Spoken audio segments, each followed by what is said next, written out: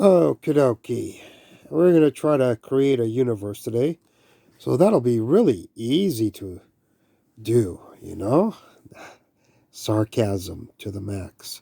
Um, when you try to create a universe, one problem you have is that, um, well, let's come over here just for a second, just to show you.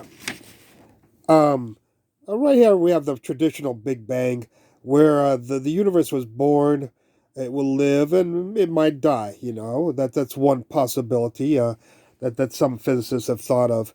Um, it's just like a star dies, or life dies, a tree dies, or something. It's born, it lives, and it dies. And actually, that was my mentality for the universe. Also, I figured, let's do self symmetry analysis on the universe, and let's see when everything else dies. Your tooth is born, it lives, and it dies. Your stomach, your a whale, sometimes even mountains. They're born, and then the wind erodes them or the water erodes them into nothing. They die. So that was my mentality also because of the evidence, the self-symmetric evidence in all other things that appear in the universe. Um, but the problem with this analysis is um, one thing that all things have, everything has in the universe, is the universe is logical. It's everywhere. It is logical. You might not like it. If you get caught in a war or whatever, but then hey, did you like it when you were sitting on the beach and everything was beautiful? You got to take the good, the bad, and the ugly. So if the universe's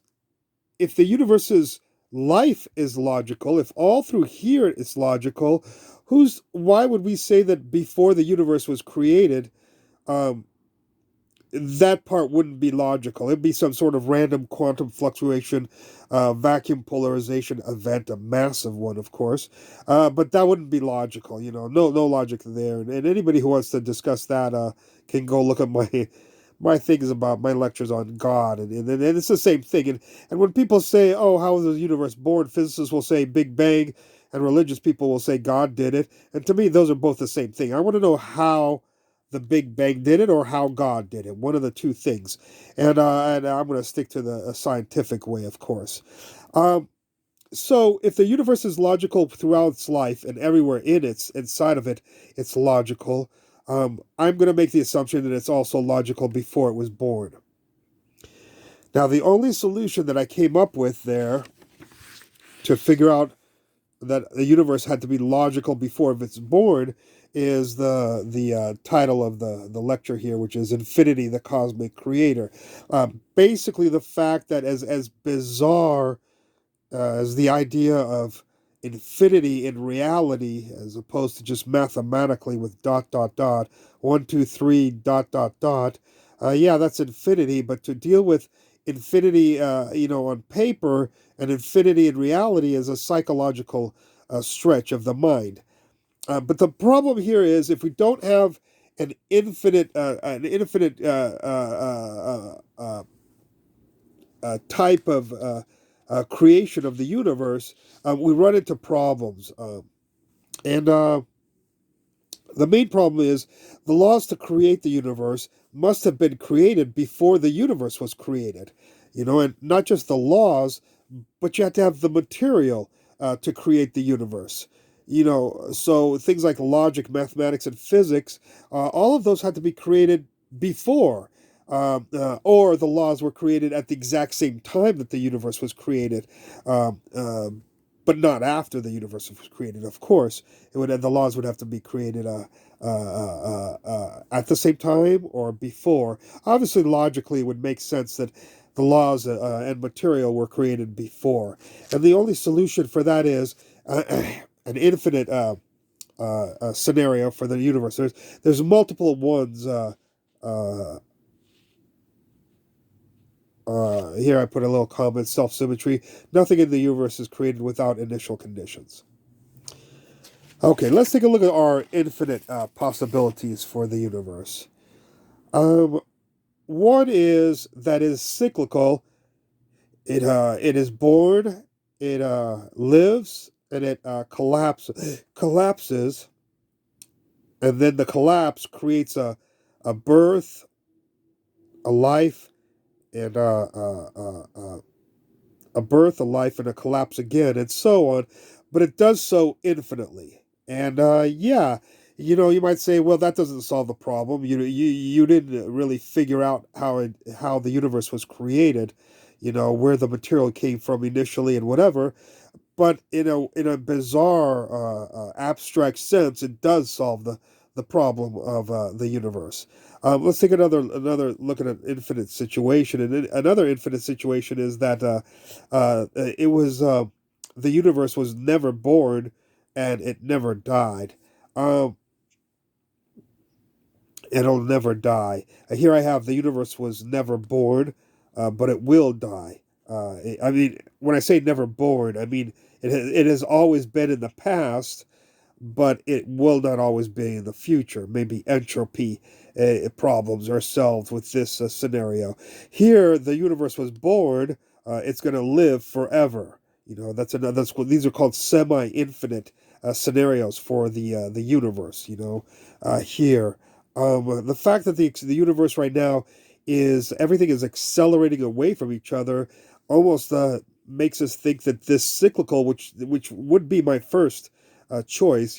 By the way, there's also something called a finite cyclical Big Bang theory, which is that the universe was born one day, it lived, it collapses, it'll be born again, live, collapse, it'll be born again, live, collapse, but then it'll be over, after a finite time. So there's the finite cyclical and then the infinite cyclical scenario to a genesis of the universe. Um, so the of all of these scenarios, well, these are the scenarios that we have to, take a look at. But I believe that the infinite ones, and not even the semi-infinite ones, are are the plausible ones because those allow there to be. And you might say, well, the laws of physics that weren't alive between the collapse of this universe and the birth of this universe. Well, of course, we assume that there's a transition here where the laws of physics do survive. Um, this this seems like with if the universe was infinitely was born in an infinite amount of time, you'd think we'd see a lot of dead stars out there. If they'd been born, unless somehow spontaneously stars are being created in the universe. Um, so this seems like our most plausible scenario: a cyclical but infinite universe. Um, that provides material, which we don't have to now worry about being created because it always has been.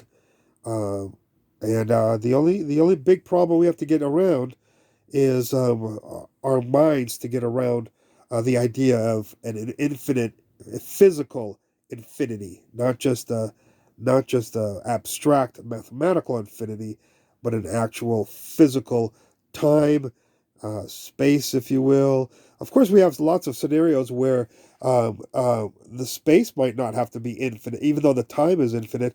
The space might not have to be infinite. There's many different scenarios possible between time, space, and matter. There's also the question of whether space is a manifestation of matter. So space can hold energy, and we can energy and matter are the exact same things, just different forms of each other. Um, so I know this lecture is a little bit goofy and all over the place, and it's supposed to be, but it's supposed to introduce, hopefully, I mean, I'm sure other people have introduced this idea, the idea of an infinite cyclical universe. Seems to explain a lot of things, except for dark energy right now, or the fact that uh, the universe is accelerating uh, uh, apart. It's accelerating. It's going faster and faster. The galaxies are moving faster and faster away from each other. That is one problem which this Big Bang cyclical won't solve, but neither will any of these others. They won't solve that either. So I'm here to introduce the idea that infinity is the cosmic creator. Uh, Infinity does not require us to create the laws of physics. They have always been. It doesn't ask us where did all this matter come from, where all these protons, neutrons, and protons and electrons and light come from.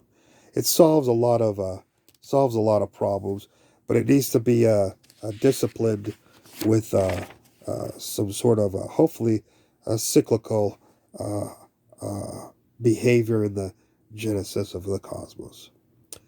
All right. Thank you very much for watching. Hope you liked it, and look forward to any comments at the bottom.